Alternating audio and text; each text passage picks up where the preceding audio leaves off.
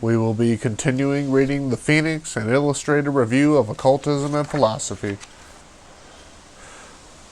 Be doing this chapter, the Bodhidharma, Patriarch of Zen. Excuse me if I butcher some of these names. I'm not that versed in the ways of the old yet.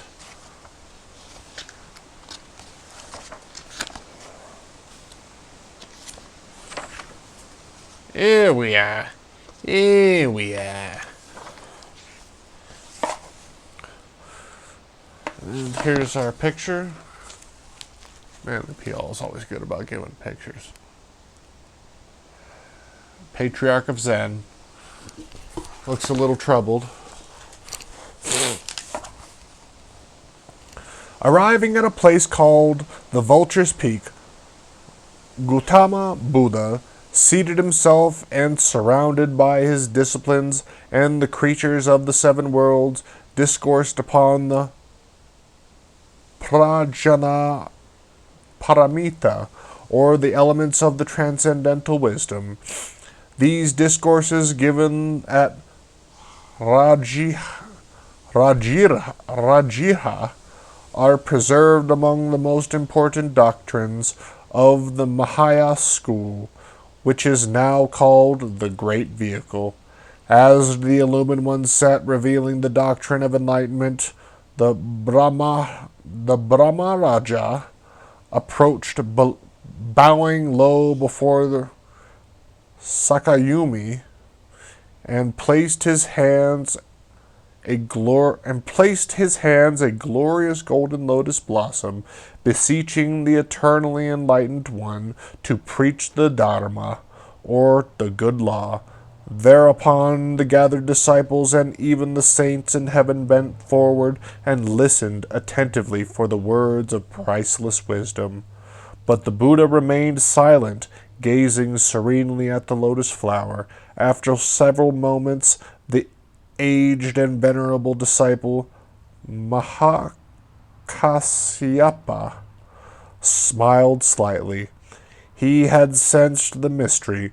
Buddha turned instantly to Mayakasyapa, saying, "I have the wonderful thought of nirvana, the eye of the right law. You alone have perceived this, and you and I now transmit the whole treasury of Dharma. Be thou also enlightened." In this way, so tradition declares, the sect of the Hyena, the order of the silent instruction, was established. It is the one division of Buddhism which, by refusing to become contaminated by word or symbol, has preserved through the centuries the true spirit of the great instruction. From Mayakasyapa,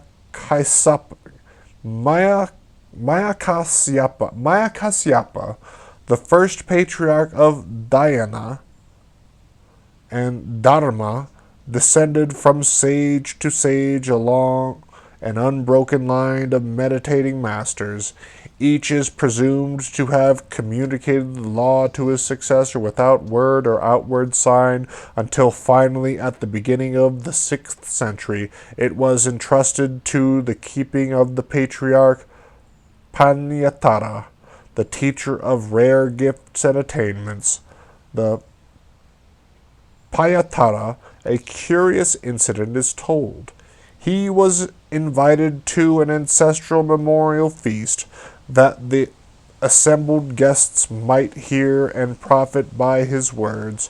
To the amazement of those present, he did not follow the accepted Buddhist custom of reading from the scriptures, but simply remained silent. When questioned as to the reason for his unusual conduct, he replied, "Neither the breath which I draw in nor that which I exhale produces any effect upon material things, nor would my breath laden with words have any great merit, since my heart and body are always with Buddha, sleeping, waking, and working. I am constantly receiving his influence and have no need to read his words." It was the patriarch Panyatara who in the stillness of meditation revealed the mystical doctrine of Bodhidharma, who thus became the 28th patriarch and the greatest exponent of Dhyana, or the science of the enlightened meditation. It was Bodhidharma, often called the militant monk and the blue-eyed Brahmin of princely birth, who brought Dhyana to China, from whence, according to tradition, it reached Japan in the 7th century, where it is known as Zen. The meaning of the word Zen, according to the master himself, cannot be understood even by those who possess the wisdom. It implies a mystery which can only be revealed to those who have achieved it. To the exoteric, the term must always remain simply a word conveying the thought of the discovery of itself and the contemplation of the reality which is the foundation of every illusionary nature. Men do not study Zen, they achieve it through the actual process of becoming it. It is not taught as we understand teaching, but it is communicated as a state of those who possess it to those who are capable of receiving it. Zen is a meditation for the becoming of self. Bodhidharma was in every respect an extraordinary personality. His body, of huge and ungainly proportions, was rendered more pronounced by his haughty mien and commanding gestures. Two great piercing eyes blazed out from under shaggy brows, and he affected a short grisly beard and heavy golden earrings. His strange proportions and menacing manner lent a fearsomeness to his whole appearance. By older writers, Bodhidharma has been likened to an awkward, growling bear who spent his time sitting in some desolate spot, mumbling and grumbling to himself. He is never depicted as smiling or happy, but as glowering upon the world from behind the folds of his cape. In spite of all this, however, his face be carefully studied, there is evidence of a deep kindliness and a gentle understanding concealed beneath the rough exterior, like many of the other patriarchs who have renounced worldliness for the realities of the contemplative life. Bodhidharma was utterly indifferent to his personal appearance. His body was covered with a tattered robe, usually shown as either saffron or red in color, although the traditional robe of the Zen patriarch is green. Never before had such an apparition been seen crossing the mountains separating India from China. There are differing accounts regarding his model of travel. According to some traditions, he walked the entire distance to bring the law of enlightenment to the Chinese. Again, he is referred to as the navigating Brahmin, and is supposed to have arrived there on a ship. Regardless of his mode of travel, however, the consternation caused by his arrival coming to the attention of the imperial house, he was summoned to the palace. It is in no way amazing that the Emperor Wu, the mortal son of immortal heaven, a good man and a pious Buddhist, should desire to meet and converse with the most remarkable sage. We therefore next discover Bodhidharma in the imperial chamber of the Emperor of China, standing before the high gold and lacquered throne veiled by its silken curtains. No ingratiating priest groveling for royal favors was Bodhidharma. He regained his aggressive and uncivil attitude, answering gruffly and indifferently the questions of the Imperial One in his resolution to humiliate this personification of imperial power. The emperor spoke. Most reverend sir, we have built temples, caused copies to be made of the holy scriptures, and ordered monks and nuns to be converted. Is there any merit to our conduct? No merit at all, growled Bodhidharma from somewhere in the midst of his rags. Though unaccustomed to such answers, the emperor continued, "What, then, is the whole truth, or the first principle?" Again the patriarch growled enigmatically, "The first principle transcends all.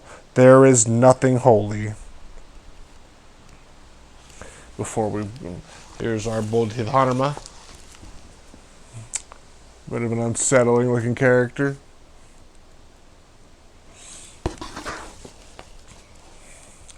It then seems that the emperor reasoned thus to himself before speaking. If there is nothing holy, what then is the state of this saint who confronts us? So he spoke once more. Who are you, then, who stands before us? And for the last time, turning his back upon the palace, Bodhidharma muttered, "I do not know who I am." Metaphysical distinctions such as these were utterly beyond the comprehension of the imperial mind, weighed down with the cares of the state, and to whom the state must have seemed very real. So Bodhidharma, realizing that his teachings were too profound to receive imperial favor and support, resolutely turned his back upon the forbidden city and retired into the distant Shaolin monastery, where he sat in meditation for 9 years in a small courtyard with his face turned toward a blank wall. For this achievement the patriarch earned for himself the name of the wall-gazing Brahmin. But Bodhidharma was not there for the sole purpose of meditation. He was awaiting the perfect working out of the law. He knew that the Dhyana was the royal road of selfhood, and that men in their desire to attain truth would ultimately discover him. It was merely a matter of patience and realization. What a strange picture is conjured up when one thinks of this grim-faced saint, bundled up in his robes, gazing fiercely day in and day out at an undecorated wall, and ordering out of his presence, with appropriate snorts and grunts, anyone who dared to interfere with his meditations. Day after day he mumbled and grumbled, and these 9 years had become the subject of numerous legends, many of a most profound nature. According to one account, he remained seated in one position so long that spiders spun their webs around him, and rats made nests in the folds of his cloak. According to another story, he remained without moving for such an extended period of time that he entirely lost the use of his legs, which withered away. In commemoration of the latter incident, Bodhidharma is now depicted by Japanese artists with a body in the form of a sack sans, all trace of legs, his disgruntled visage peering out accusingly upon the world from the neck of the sack. Bodhidharma had been styled the Chinese Saint Anthony because during his long period of meditation, every form of temptation and discomfort was visited upon him. After he had been sitting alone for approximately 3 years gazing at the wall, he is said to have become so tired that without realizing it he fell asleep. His slumbers were disturbed by astral visions and the sorcery of evil creatures conjured up by Mata, the lord of unrealities. At last, the elemental creatures bothered him so much that he awoke with a start, discovering that he had been asleep, a weakness most unzen-like. He cut off his own eyelids as a penance. In some pictures, this peculiarity has been carefully noted. When he cast his eyelids upon the ground, tradition affirms that they became tea plants. Having thus strengthened himself by his penance, Bodhidharma remained awake and in meditation for 5 years more, when again fatigue overtook him. Casting about for something to dispel his drowsiness, Bodhidharma noted the tea plants growing nearby. Leaning over, he picked a few leaves from one of them, and after chewing the leaves, discovered that they removed his sense of fatigue. Since that time, tea has been widely used by Zen monks as well as other holy men who desire to remain awake during long periods of meditation. At last, the patriarch was rewarded for his long vigil. A man sorely perplexed, hearing of the meditating sage, came to him in search of knowledge. But Bodhidharma, who realized that the path of achievement was only for the strong, refused to receive the visitor and gruffly ordered him to depart. The man, however, was not thus easily discouraged, and remained standing for days in the snow, refusing to leave until the interview was granted. After waiting a long time and receiving no invitation, the pilgrim cut off his right arm and sent it into Bodhidharma. The patriarch of Zen instantly realized that the stranger possessed the sincerity and consecration necessary to the great achievement. So he ordered him brought into his presence, and there received him a disciple, bestowing the discipline upon him. The unprepossessing exterior which many of the old Zen priests developed was cultivated for one purpose alone: to discourage those who aspired to become disciples. Only the one who possessed the discrimination to pierce through external appearances and discover the underlying reality was regarded as worthy to receive enlightenment. Bodhidharma therefore accepted those whom he could not frighten away or repel by sureliness or abuse. Zen was for the strong and not for the weak, for the resolute and not for those who could be easily intimidated. The essential elements of Zen Buddhism have been summed up under 6 general headings, a brief survey which will reveal the high integrity of the discipline. 1. The practices of Zen are fully as old as Buddhism. Some believe much older, for the method of practicing dhyana or meditation, as cultivated by these monks, has descended from the teachings of the most ancient recluses of India. The origin of the spiritual processes is hopelessly obscure. 2. In spite of its great antiquity and its even more astonishing profundity, the doctrine of Zen is particularly applicable to present-day conditions. It is distinctly and practical rather than an abstract cult. For this reason, it has unquestionably become so highly favored by the best educated and cultured people of Japan. 3. Zen rejects in toto the importance of scriptural authority or tradition, affirming that truth can never be communicated by any outward method, must be realized internally by the mind. Which, with its rejection of the scriptures, Zen also rejects prayer, fasting, and the observance of monastic rules. Those who perform such acts are worshipping only the phantom of truth.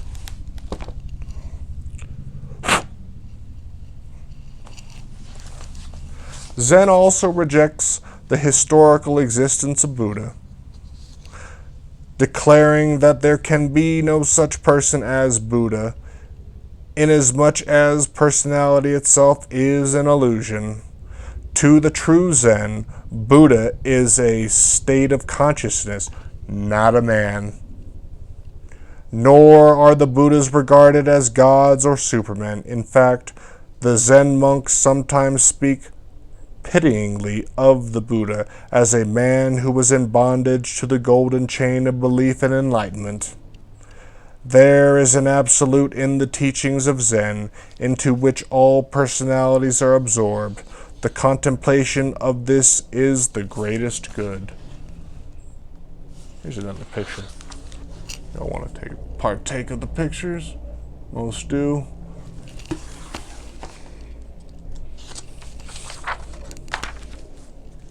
Number 5. Zen is not an idolatrous doctrine, and like the original Buddhistic system of Gautama, preserves such an exalted concept of deity that less enlightened minds are inclined to view the entire system as a philosophic atheism. Tanhya, who was a Zen teacher in the 9th century, is said to have warmed himself when he was cold by making fires out of the statues from a nearby temple. To him, symbols had nothing to do with spirituality or truth, but hopelessly confused the elements by encouraging men to accept the images for the real. 6. Zen has a curious method of expressing profound realization or some deep religious insight by an odd or inconsequential gesture or act. The Zen monk may symbolize achievement of some high state of consciousness by lifting a brush from a rack, by tapping with his fingers upon the back of a chair, by some gesture of his hands, or even by slapping a man in the face. It has been said that Zen monks have roundly boxed the ears of the emperors. There is a story illustrative of Zen teachings recorded by Robert Cornell Armstrong's recent publication, Buddhism and Buddhists in Japan. A temple official once asked Ikkyu, a famous Zen monk, if there were such places in heaven and hell. The priest replied in a most abusive language, calling the official a fool who lived off the temple but was ignorant of its teachings. He even went so far as to call him a robber and a brute and unworthy to be a samurai. The official, being a man of honor, refused to take such abuse, even from a priest, so drawing his sword he ordered Ikkyu to explain himself or be cut down. The priest, who had retired out of danger, laughed at the angry official, exclaiming, "You asked, where is hell? Your mind is hell. I see hell in your face." The samurai, sensing the lesson, became conscience-stricken and regained his former amiability, whereupon the priest, noting his placid features, remarked, "You ask, where is heaven? Your mind is heaven now. I see heaven in your face." In the Buddhist art, M.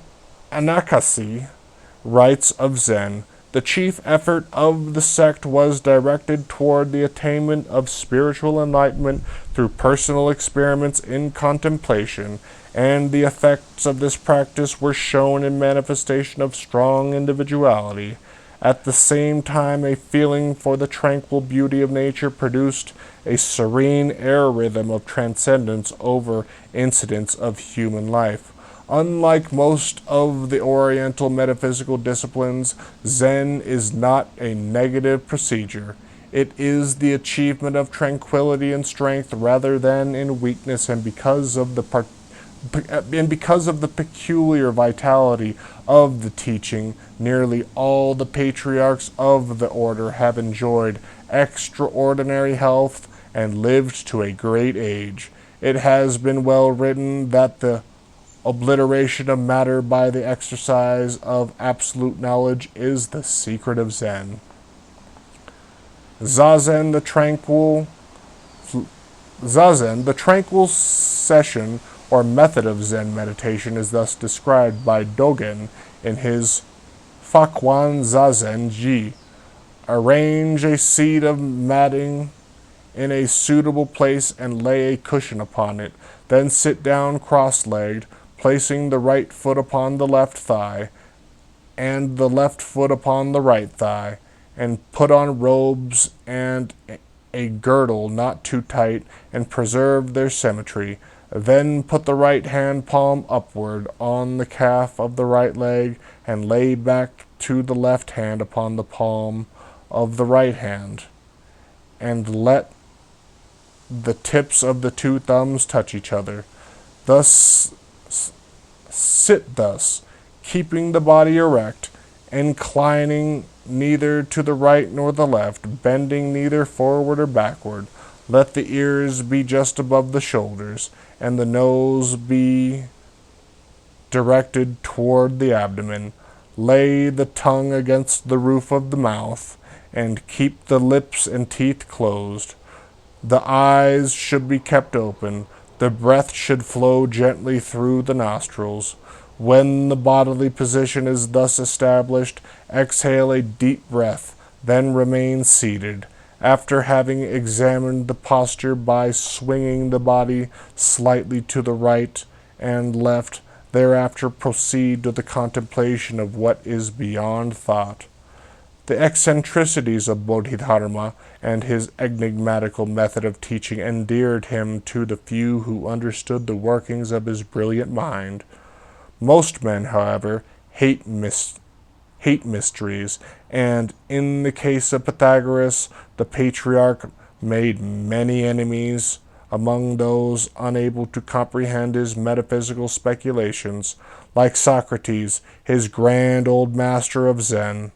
This grand old master of Zen was loved by the few, hated by the many, and feared by all alike. On at least 3 different occasions, priests of rival sects made efforts to poison Bodhidharma, but in each case his great knowledge enabled him to frustrate their designs. It is not amazing, therefore, that he was regarded as being divinely protected, and the ignorant assumed that he possessed some magical secrets for the indefinite extension of his life. Wisdom, however, does not bestow freedom from law, but rather freedom under law.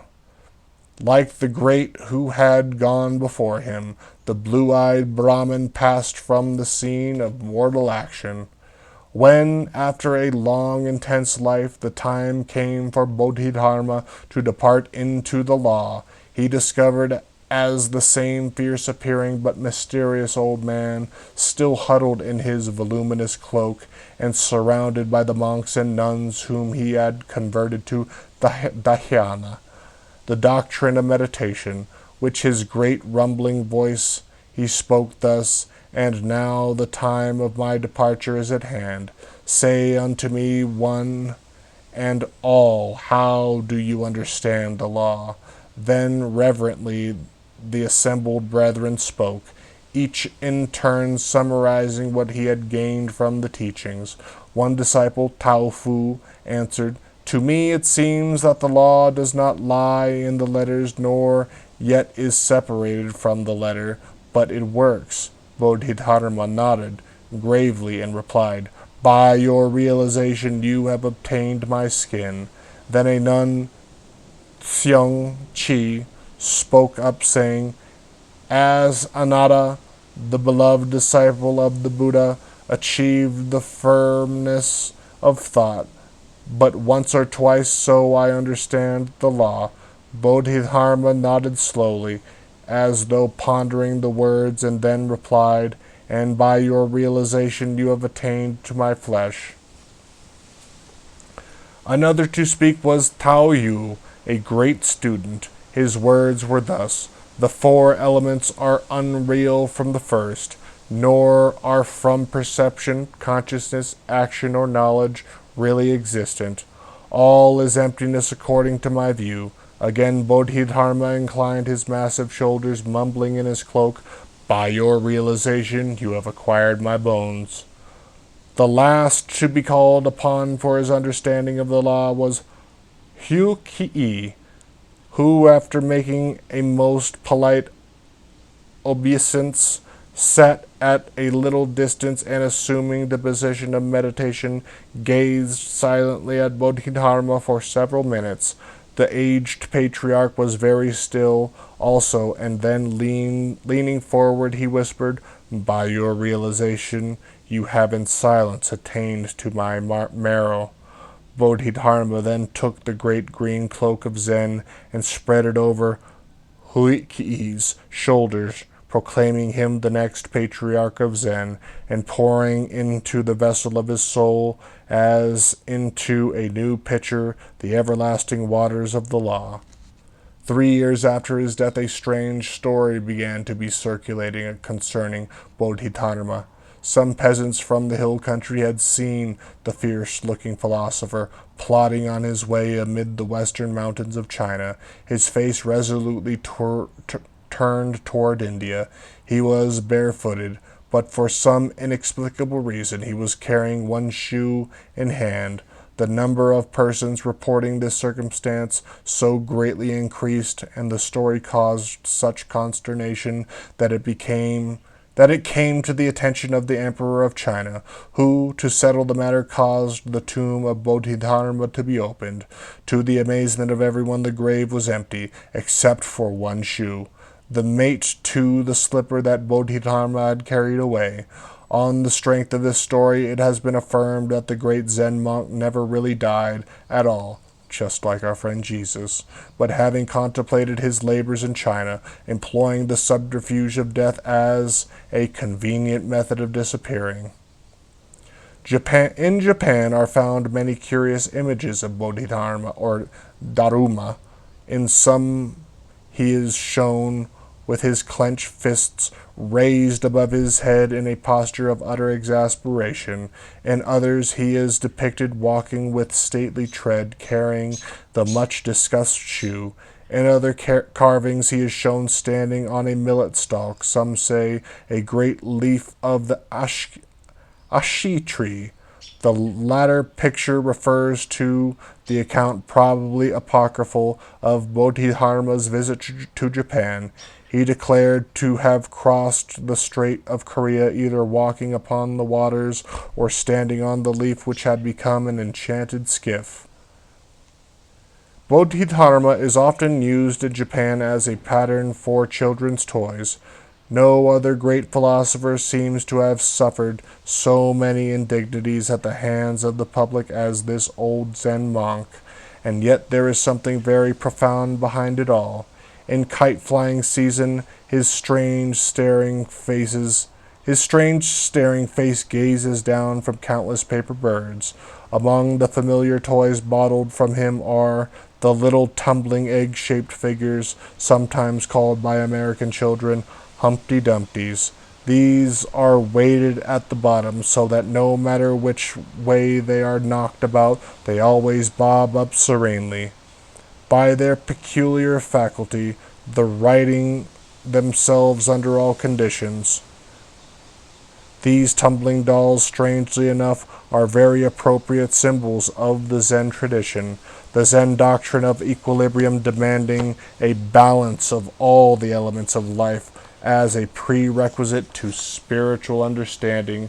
Students of metaphysical subjects will do well to emulate Zen attitude of silence toward esoteric matters, for not the least important of Bodhidharma's teachings is the very evident fact that the true secret of life can under no circumstances be communicated from one person to another, and that all who try to express outwardly the secret of the law expose themselves as ignorant of the secrets. Nagasena likens man to a tree, the branches and leaves of which are moved by the winds of excess, which disturb the tranquility of the outer life. The trunk of the tree is the mind which the wind cannot move. Let us use Nagasena's own words. The branches of a tree are shaken by the storm, but the trunk remains unmoved. In like manner as the mind of the Arhat is bound to the firm pillar of Samadhi by the cord of the four paths, it remains unmoved, even when the body is suffering pain. Zen teaches that the immovability of reason is the hope of man, for while the outer senses and perceptions are hopelessly inconstant, the mind within is capable of being so established on the eternal foundations of realization that the vicissitudes of the outer life have no effect upon the serenity of the inner existence. Such wisdom. My goodness.